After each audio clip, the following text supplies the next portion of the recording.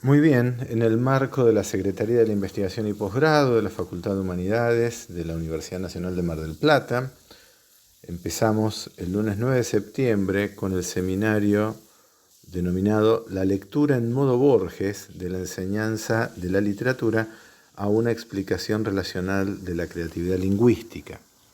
Este video viene como soporte para las clases y como para que quede algún registro de los temas allí tratados y para compensar las eventuales horas de inasistencia que algunos de los que están cursando este seminario puedan llegar a necesitar debido a sus obligaciones cotidianas.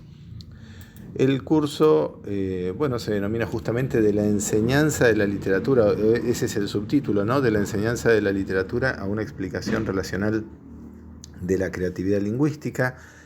Así que en el primer encuentro, el del 9 de septiembre, me gustaría empezar con la cuestión con el tema de la literatura misma y su valor para la enseñanza en general, para después pasar a ejemplos más concretos de la obra de Borges. La cuestión organizativa se puede revisar en el aula virtual y en todo caso en el programa mismo. Este video tiene más que ver con los temas, con las cuestiones temáticas y conceptuales del curso. En un artículo que se llama Sobre el valor de la literatura para la enseñanza de la lengua, se comienza con un epígrafe del conocido filósofo John Dewey, que dice que la educación es el laboratorio donde las distinciones filosóficas se concretan y se evalúan. Eso es muy interesante porque justamente acá vamos a tratar de ver cómo se puede evaluar, cómo se puede hacer concreta la posibilidad de que la literatura tenga valor para la enseñanza de la lengua en general y en relación con ella para el desarrollo de habilidades cognitivas que están relacionadas, por supuesto, con los procesos de lectura y de escritura y que tiene que ver con la comprensión de textos en general, ¿no? Para poder llegar a producir textos, además, en algún punto primero es necesario poder comprender bien.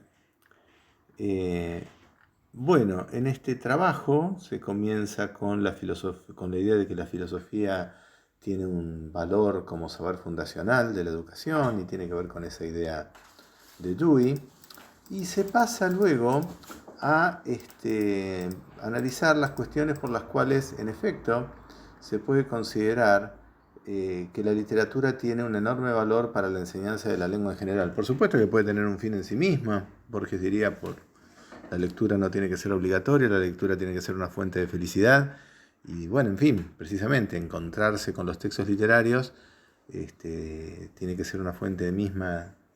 Puede ser eso un fin en sí mismo. Ahora, sabemos que difícilmente los chicos se pongan a leer por su propia cuenta, sabemos que es muy interesante la posibilidad de que la escuela les ofrezca la posibilidad de leer textos, así que bueno, en ese sentido vale la pena reflexionar acerca de la fundamentación del valor de la literatura para la enseñanza de la lengua. Y un primer aspecto que se destaca es que los textos literarios permiten entender la multiplicidad y la complejidad de los significados.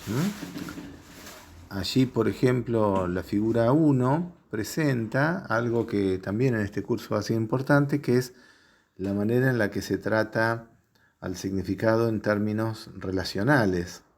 La figura 1 muestra que la polisemia y la sinonimia en torno a la expresión gato.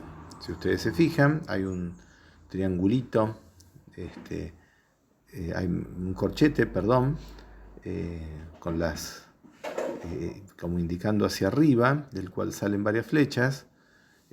Ahí está, ese sería el nodo léxico correspondiente a gato en el sistema lingüístico, que se conecta con muchos significados, ¿no?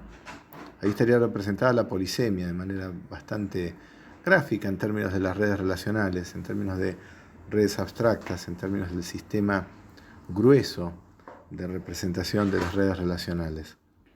Mientras que si se observa el otro corchetito que señala hacia abajo y desde el que también salen algunas líneas, estaría representada la sinonimia, porque La polisemia consiste en que un nodo léxico se conecte de forma ascendente con varios significados, mientras que la sinonimia es en algún sentido el proceso complementario.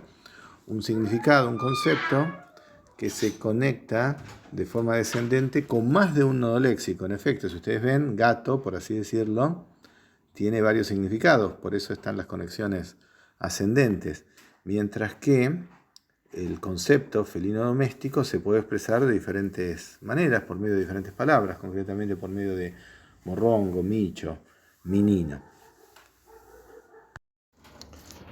Bueno, el juego con la polisemia y la sinonimia es característico de la literatura y permite justamente trabajar con la multiplicidad y la complejidad de los significados, que, como podrá verse, no son entidades o rasgos que las palabras tengan dentro de sí, sino en todo caso nodos del sistema que se conectan con los nodos correspondientes para las palabras o, por llamarlas de algún modo, las unidades léxicas. Quevedo, en su famosa letrilla satírica Poderoso Caballero Don Dinero, juega con la sinonimia, la antonimia y la polisemia. Dice, por ejemplo, gatos le guardan de gatos para referirse al dinero, con lo cual alude a que uno de los significados de gatos es bolsa. Las bolsas sirven para guardar, para proteger el dinero de los ladrones, de los gatos también. Ahí se está jugando con la polisemia del rótulo gatos, por así decir, o con el hecho de que un nodo léxico o una secuencia fonológica que se corresponde con un nodo léxico se conecta con varios significados. De manera similar, dice, a las caras de un doblón hacen sus caras baratas. Bueno, y ahí Quevedo está jugando claramente, está haciendo una explotación de la ambigüedad de caras y de la antonimia, además, caras baratas, ¿no? Como puede verse en la figura 2, caras, el nodo léxico para caras, se conecta con querida, con alto costo, con cara, con rostro, mientras que barata se conecta con bajo costo. Bueno, alto costo inhibe a bajo costo, precisamente porque son antónimos, hay una relación de antonimia, esos círculos chiquititos indican una inhibición, mientras que el concepto para persona se relaciona tanto con el rostro como con el bajo costo, ¿no? Ahí está el comentario satírico de Quevedo, precisamente alude a que una persona que a lo mejor pueda tenerse en alto valor termina haciéndose de bajo valor o de bajo costo ante el dinero, ¿no? Lo interesante es que estas cuestiones se pueden explicar, ya lo empezamos a ver acá, en términos de las redes relacionales. Y más allá o más acá de las redes relacionales, lo cierto es que los textos literarios involucran un alto nivel de polisemia y que su estudio permite empezar a advertir que no hay algo así como el significado de las palabras, como si las palabras tuvieran guardado ese significado dentro de sí, sino lo que ocurre de verdad es que las palabras evocan significados, ¿no? Y también nos permite entender otra cuestión, que es que el significado de un texto no se reduce de ninguna manera al reconocimiento de la intención del comunicador, ¿no? No hay tal cosa como el significado de un texto sin un intérprete de ese texto. También ocurre que los textos literarios fomentan la amplitud de registros lingüísticos. Un registro lingüístico es una variedad de lenguas según el tipo de situación. Desde una conversación en la cancha, hasta una lección oral, hasta la redacción de una nota para un juzgado, pueden representar ejemplos de registros. Lo interesante, quizá, es que los adolescentes, los estudiantes de nivel medio, son muy competentes en registros propios de su habla cotidiana. Por ejemplo, en los comentarios que pueden llegar a hacer de las fotos de Instagram de sus amigos, por decir algo. Pero muy difícilmente lleguen a ser competentes en registros como los que tienen que ver con los ámbitos de la educación, si precisamente no se tratan a fondo, de manera extensiva y con cierta continuidad, esos registros en el aula. Entonces, justamente, la literatura a partir de la dificultad que involucra, como vimos recién, puede llegar a capacitar a los estudiantes para la sensibilidad lingüística de modo que sean capaces en diferentes registros o variedades de la lengua según el contexto de situación. También ocurre que los textos literarios ponen de manifiesto la complejidad del lenguaje natural. Por ejemplo, en nuestro Pobre Individualismo dice Borges: el más urgente de los problemas de nuestra época, ya enunciado con profética lucidez por el casi olvidado Spencer, es la gradual intromisión del Estado en los actos del individuo.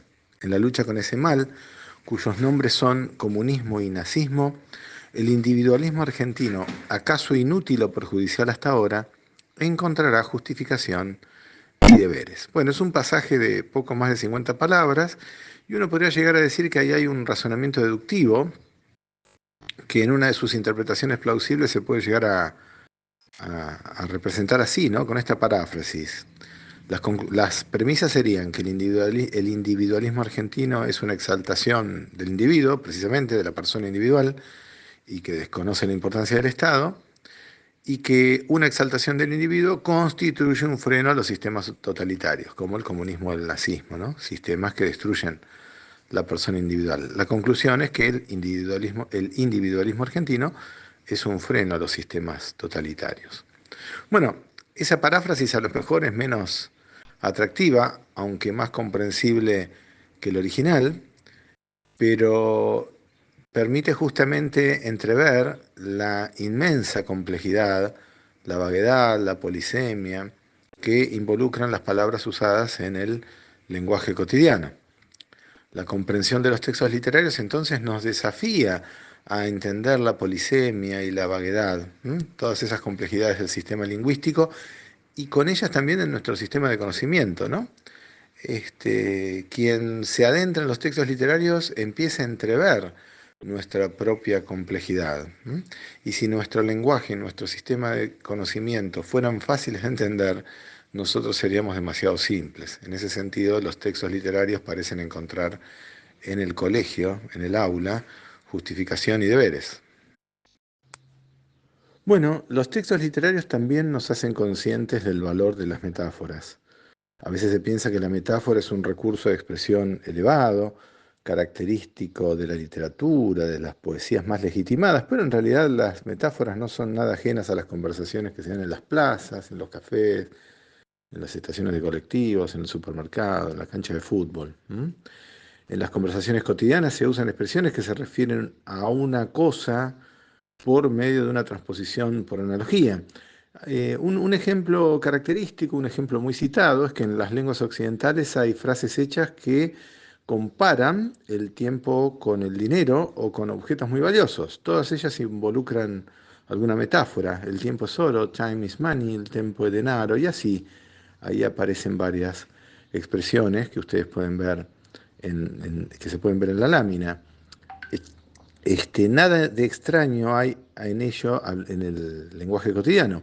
Ahora, fijémonos en lo siguiente, el tiempo, que es aquello de lo que estamos hechos, aquello que nos define como personas, aquello que de algún modo presenta un desafío, o una inquietud metafísica o existencial a cualquier persona por el solo hecho de que en algún momento todos nos cuestionamos acerca de nuestro propio devenir y acerca de nuestro posible final, el nuestro y el de aquellos que queremos o están cerca de nosotros.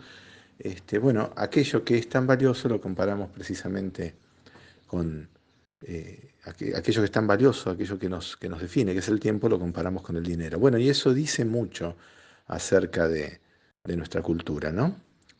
Hay un libro muy famoso de Lakoff y Johnson de 1980, Metaphors We Live By, Metáforas de la vida cotidiana, que justamente alude a esta cuestión. La metáfora que equipara el tiempo con el dinero es una relación conceptual que aprendemos con el lenguaje en el contexto de la cultura. Bueno, los textos literarios nos hacen conscientes del valor de las metáforas, de su importancia, y nos llevan de algún modo a reflexionar sobre ellas. Bueno, otra cuestión muy importante es que los textos literarios nos hacen conscientes, como nos hacen conscientes de la metáfora, de la creatividad lingüística. Chomsky y los lingüistas de tradición generativista han expresado su deslumbramiento por la capacidad de formar oraciones nuevas a partir de unas pocas instrucciones sintácticas, por ejemplo, Pinker. Este es uno de los temas fundamentales del curso, claro. Y es característico que se ha dicho en la lingüística contemporánea que la creatividad es la capacidad de cualquier hablante oyente de generar oraciones o de comprender oraciones ante los que no se ha estado antes expuesto nunca. Pero bueno, eso parece una definición un poco estrecha de la creatividad, ¿no? Que es comparar la posibilidad de hacer una oración con una determinada estructura con palabras nuevas, es comparable a la de elegir un, comida nueva en una misma bandeja en la que antes se ha puesto otra clase de comida, ¿no?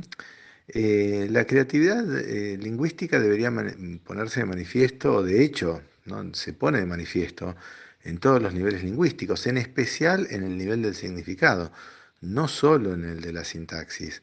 Observemos un chiste inocente, simple, basado en un juego de palabras que permite advertir la creatividad lingüística y cómo ésta funciona no en el nivel de las estructuras sintácticas, sino en el nivel conceptual, en el nivel de los significados. Por ejemplo, un jugador de rugby dice que para él el casco es fundamental. ¿No?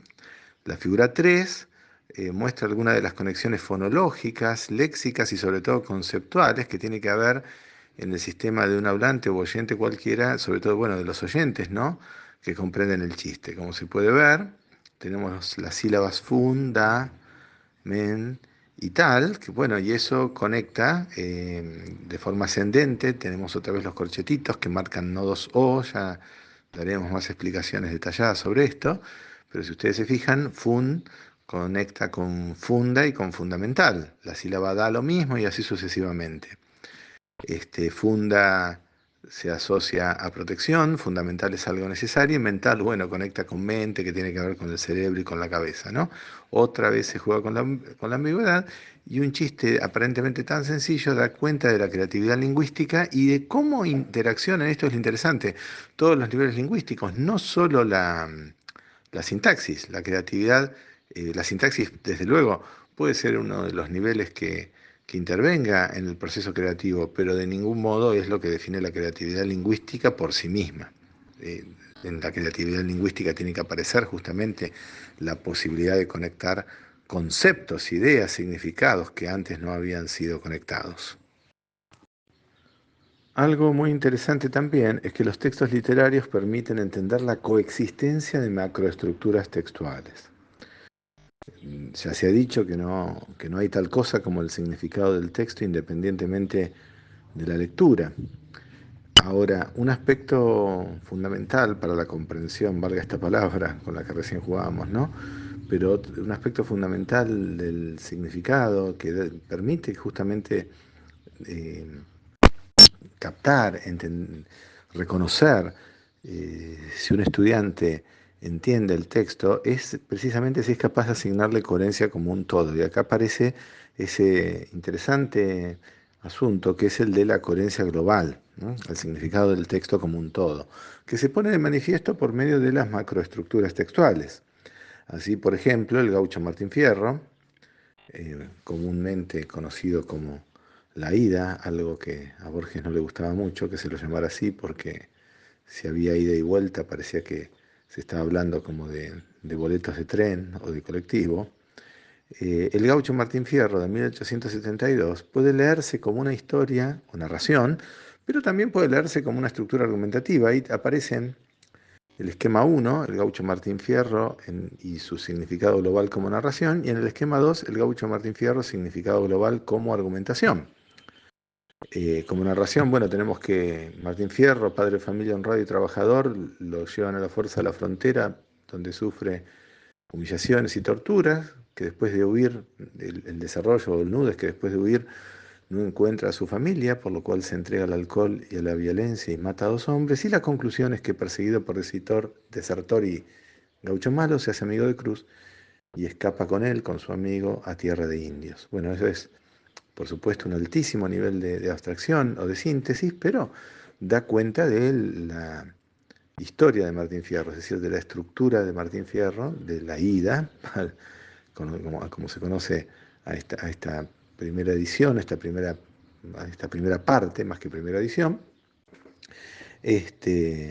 se puede entender perfectamente como una novela, como una narración, como un relato, en fin, es una estructura narrativa. Ahora, también es valioso entender que el gaucho Martín Fierro tiene significado global como argumentación. Y lo que se puede llegar a entender es que ahí hay una conclusión o tesis de carácter moral, político, filosófico, que sostiene que la opresión por parte del Estado es horrible, que destruye a las personas. El fundamento es el significado global de la narración, todo lo que pasó y que leímos recién, que se puede formular de diversas maneras. Y la legitimidad, que es el refuerzo, la garantía del fundamento, es que las personas quieren vivir libres y felices, que garantizar la libertad de las personas y generar condiciones para su felicidad deberían ser funciones del Estado, cosas que no ocurrieron acá. Observes entonces cómo el análisis de un texto literario permite entender la coexistencia de estructuras globales paralelas, o mejor dicho, quizá de interpretaciones coexistentes y que pueden ser desarrolladas, presentadas por una misma persona en diferentes situaciones o en diferentes instancias, ¿no? Y que coexisten perfectamente. Muy bien, continuando con este tema del valor de la literatura para la enseñanza de la lengua, tenemos también que los textos literarios promueven la autonomía y el espíritu crítico. En efecto, la literatura nos predispone a ser intérpretes atentos y críticos. Como veremos, es la idea misma de la lectura en modo Borges, es decir, quien lee escribe un texto. Así que tal como se sugiere en Pierre Menard, autor del Quijote, el texto literario se orienta fuertemente a la figura del lector. De hecho, es de su interpretación de lo que depende el significado del texto. Sin su lectura, sin su interpretación, no hay significado.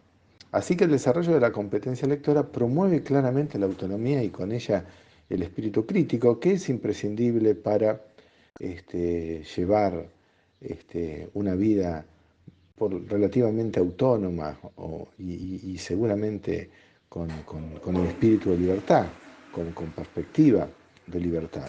El espíritu crítico es bueno en sí mismo, aunque sea no más porque siempre se estigmatiza, se persigue, hasta se asesina en nombre de las certezas, ¿no? Y nunca en nombre de las dudas, como señalaba Comesaña en uno de sus trabajos. Otra razón por la cual resulta valiosa la literatura para la enseñanza de la lengua es que los textos, bueno, nos permiten llegar a experimentar el placer de la lectura. Si los chicos no pasan por la escuela, muy difícilmente van a entrar en contacto con los textos literarios. Es posible que por vocación lo hagan, pero más teniendo en cuenta el desarrollo del mundo actual, las expectativas de lectura, los modos de socialización, es la escuela la que tiene la responsabilidad de ponerlos en contacto con estos productos prestigiosos de la cultura, por así decirlo. Si no se los enfrenta al bello desafío de los textos literarios, será muy posible que pasen por la escuela y por la vida sin llegar siquiera a considerar si la literatura les gusta o no. Y eso sería quizá muy triste, ¿no? Por lo menos para nuestra perspectiva de profesores de literatura, de lengua y de otras nobles disciplinas humanas y de las otras también. Bueno, y tal vez también pueda señalarse que los textos literarios permiten ir armoniosamente de lo más complejo a lo menos complejo, valga la paradoja. Claro, si una persona es capaz de entender la complejidad de los textos literarios, resulta esperable que después sea capaz de entender textos más sencillos, no en los que predomina la función poética, sino en los que predomina la función referencial. Debe consignarse aquí que los textos en los que predomina la función referencial se tratarán más que nada en otras materias, pero si los textos en los que predomina la función poética no se tratan en la enseñanza de la lengua, ¿dónde y cuándo se lo hará? Esto nos permite ya empezar a ver las conclusiones de ese trabajo y de la propuesta que aquí se hace, que como toda es susceptible de análisis, de discusión y de severas críticas. Pero bueno, el objetivo del análisis filosófico de este trabajo es fundamentar por qué el estudio de los textos literarios puede ser un eje organizador para la enseñanza de la lengua. Una de las primeras conclusiones puede ser que la literatura en efecto promueve de manera muy fuerte el desarrollo de la competencia lectora y de la competencia comunicativa por estos desafíos que acabamos de mencionar.